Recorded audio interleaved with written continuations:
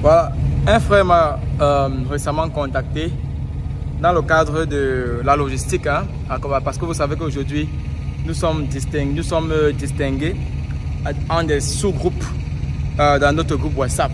Ok, donc nous sommes quittés du grand groupe les petits voyageurs, international travelers, dans les voyageurs internationaux, petits voyageurs, en des sous-groupes où nous avons désormais on parle de la logistique, du transport qui rentre dans le cadre des voyages, de la découverte. On parle de l'immigration qui rentre dans le cadre des procédures, des visas, de la loterie américaine, de l'intégration dans le système au Canada et aux États-Unis pour le moment. Et on parle aussi du business, ok? Ceux-là qui ont besoin des connaissances, des contacts, qui ont seulement besoin d'un CV par exemple, qui ont besoin de savoir comment est-ce qu'ils vont s'exprimer devant l'agent consulaire, qui ont besoin de tout ce qui est business d'investisseurs. Donc, dans le cadre de la logistique et du transport, ici, chez les petits voyageurs, un frère ici aux États-Unis m'a contacté en me disant « J'ai eu ton numéro de telle personne parce que tu l'as aidé et il pense que tu es une personne vraie, tu parles avec conviction. Tu aides beaucoup de monde, tu l'as aidé à avoir son permis de chauffeur camionneur et il m'a conseillé de t'appeler et j'ai un problème. J'ai dit ok, sans souci. Si j'ai décroché le téléphone, c'est très rare que je décroche le téléphone à des numéros inconnus, mais comme tu m'as appelé et aujourd'hui j'ai pu décrocher le téléphone, je t'écoute. De quoi est-ce qu'il s'agit? Alors il me dit, il est chauffeur camionneur depuis des années, mais seulement il est local. Être local, ça veut dire quoi? Donc, et du coup, c'est le titre de cette vidéo. La différence entre un camionneur local et un camionneur, on va dire quoi? En anglais, on parle de OTR. La différence entre un camionneur local et un camionneur international, on va le dire ainsi. Parce que ici je voyage dans plusieurs pays dans le continent américain. Donc, c'est ça le titre de la vidéo. Il m'a donc dit, il est local depuis plusieurs années et il aimerait être sur la route, découvrir plusieurs pays, plusieurs États. J'ai dit, ok, sans souci. Est-ce que tu es marié? Il m'a dit, oui, il a les enfants. Mais ce n'est pas un souci. Donc, il a compris où j'allais avec la question. Pourquoi? Parce que ce n'est pas donné à tout le monde d'être camionneur international. Parce que quand tu voyages, tu ne voyages pas pour un jour, pour 2 jours, pour 3 jours. Minimum, une semaine, 2 semaines, voire 3 semaines, 1 mois que tu fais sur la route. Ah oui, ah oui. Je vous montre un camion. Vous voyez le camion qui est à côté là. Ça, c'est la tête du camion. Et moi, je suis dans le... Vous voyez à côté, c'est ici là, c'est le trailer. C'est ce qu'on appelle en anglais le trailer, c'est le cargo. Ici là, c'est la tête du camion. Et donc, dans cette tête de camion, il y a le lit, il y a le frigo, il y a le micro-ondes. Il y a tout ce dont on a besoin pour travailler et pour vivre. C'est pour ça que nous sommes des voyageurs internationaux, les soldats de la route. Quand on dit soldats de la route, ce n'est pas policiers de la route, c'est soldats de la route. Donc, nous sommes dehors parce qu'on veut, pour l'argent, pour l'expérience, pour la découverte et aussi pour servir. Oui, sans les chauffeurs camionniers aux États-Unis, la société n'avance pas. Donc, j'ai dit à ses frères, est-ce que tu es marié? Il m'a dit oui, mais ce n'est pas un problème parce qu'il a causé avec sa femme, les enfants, ils sont prêts. Donc, depuis longtemps, c'est un sujet qu'il aborde et il a tout jaugé. Il est prêt à prendre la route. J'ai dit, ok, est-ce que tu comprends que comment dirais-je, que ton permis que tu as aujourd'hui, tu vas devoir le transformer en un permis international parce qu'il a un permis local qui ne lui donne de rouler rien que, il est à Atlanta, ici en Georgie. Donc s'il voit cette vidéo, il va se reconnaître. Donc il ne lui donne que de rouler dans l'État et non hors de l'État. Il a dit oui, il doit revoir cela. Et aussi la formation. Parce que ce n'est pas parce que tu as déjà ton permis de conduire, que ce soit hors du pays ou bien ici dans le pays, que tu vas aller voir une compagnie, on va directement te recruter. Non. Ils vont te recycler. Par exemple, Prime, où je suis encore actuellement, quand tu viens et que tu te fais embaucher par eux, même si tu as de l'expérience, ils vont te recycler. Donc une formation rapide, peut-être une formation qui va leur donner de savoir que ok, tu connais conduire, tu connais faire les manœuvres, tu connais gérer les clients et tu connais comment Prime fonctionne avec sa paperasse. Tout ça est inclus dans la formation.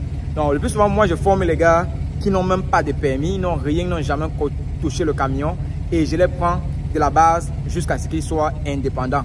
Mais quelqu'un qui vient d'ailleurs, c'est encore plus de travail parce qu'il faut d'abord enlever la mentalité de savoir conduire et instaurer la nouvelle conduite qui est sur la route. Savoir manger sur la route.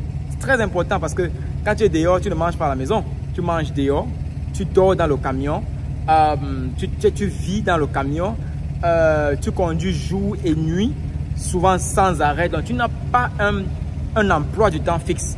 Donc je lui ai parlé, je l'ai bien coaché, je l'ai bien expliqué comment ça se passe, ce qu'il doit faire, comment contacter l'entreprise et quand il est prêt de revenir vers moi pour que je lui donne mon code et pour que je lui donne mon code à mettre dans son application, dans sa demande avec Prime. Sinon, si ce n'est pas Prime qui va l'embaucher, il y a d'autres compagnies ici aux États-Unis qui vont l'embaucher, surtout qu'il a déjà l'expérience. C'est un plus. Mais si tu n'as pas encore l'expérience, il y a aussi les compagnies qui vont t'embaucher, qui vont te former, t'embaucher et tu auras l'expérience avec eux. Ok? Peut-être ça serait plus long, ça serait plus difficile, ça serait un peu plus coriace. Mais oui, ici aux États-Unis, il y a des entreprises qui vont te prendre de la base. Si tu viens d'arriver aux États-Unis avec la loterie américaine, je vais te coacher, je vais te guider. Tu auras ton permis de véhicules normaux, tu auras ton permis poids lourd. On va trouver pour toi une compagnie qui va t'embaucher sans expérience, qui va te former, t'embaucher.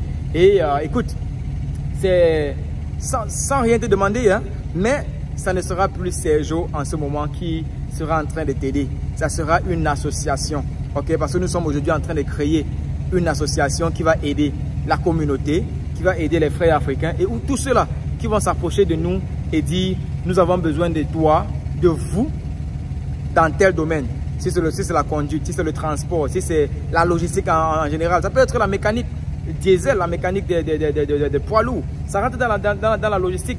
Ça peut être les voyages aussi ici aux États-Unis, les vacances, la découverte, aller en Californie, aller à Las Vegas, aller à New York. Ça entre dans la logistique. Ça peut être l'immigration, loterie américaine, visa étudiant, visa B1, B2, conférence, visa travailleur, quel que soit, ça peut être dans le business. Si tu veux investir aux États-Unis ou alors tu penses qu'en investissant dans ton pays, chez toi là-bas, on peut gagner ensemble. Écoute, contacte-nous, mais tout ça va se passer dans le cadre de l'association humanitaire que nous allons créer, que nous sommes en train de créer avec notre équipe et nous espérons que cela va grandir et sera vraiment quelque chose de très très sérieux. Pendant très longtemps, les gars m'ont parlé de cela. Je n'avais pas le temps à écouter, je n'avais pas le temps à implémenter l'idée. J'ai écouté, j'ai analysé et nous sommes en train de mettre cela en pratique. C'est toute une équipe qui est derrière le petit voyageur aujourd'hui et on ne parlera plus du petit voyageur, on parlera des petits voyageurs. Tous les membres de cette association seront les petits voyageurs. Ah oui, je dis bien petits voyageurs. D'abord être humble. Voyageur, c'est être quelqu'un qui est un aventurier. Donc être humble, être prêt à l'aventure, se relever quand ça ne donne pas parce que la défaite n'existe pas, mais apprendre de ses erreurs pour mieux faire. Donc être humble, être prêt à être aventurier et foncer jusqu'à ce que ça marche. Donc tout le monde sera appelé des voyageurs, mais notre association, nous allons l'appeler héritage. Oui, héritage parce que nous venons ici sur terre, nous ne savons pas d'où nous venons et après cette terre, nous allons aller quelque part où on ne sait toujours pas où est-ce que nous allons aller. Mais avant de quitter cette terre, nous savons que nous sommes là, mais en partant, nous devons laisser un héritage. Cet héritage, c'est la technologie, c'est nos connaissances, c'est la culture, c'est le bien-être, c'est l'amour de l'un à l'autre ou à son prochain.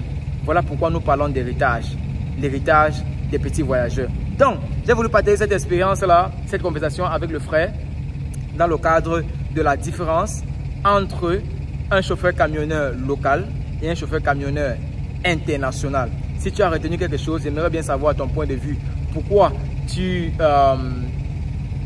préférerais être local? Ça peut être la famille, ça peut être le fait que tu n'aies pas le temps, ça peut être le fait que tu aies un autre boulot, ça peut être le fait que tu aimes, voilà, ou alors ça peut être le fait que tu aimes les gros porteurs, tu aimes parce que là présentement je suis en Floride au lieu d'être dans le Maryland, le New Jersey, pour être en Californie. Donc je voyage beaucoup. Si c'est ça que tu aimes, fais-moi savoir pourquoi tu préfères être local que international, ou alors pourquoi tu préfères être un soldat de la route international que local. Sur ce, dans une autre vidéo, je vous reviendrai à coup sûr avec plein de vidéos, plein de sujets partagés dans notre groupe WhatsApp on va mettre ici en exergue, et j'invite toute personne qui a un plus à nous apporter à nous rejoindre.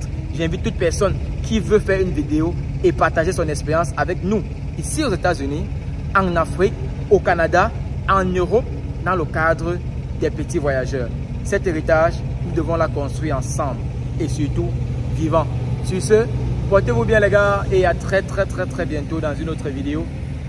Si vous m'aimez, moi je vous aime pareillement. Si vous ne m'aimez pas, il n'y a pas de souci. Moi je veux continuer à vous aimer et à faire ce que j'ai à faire pour mon prochain. Ciao!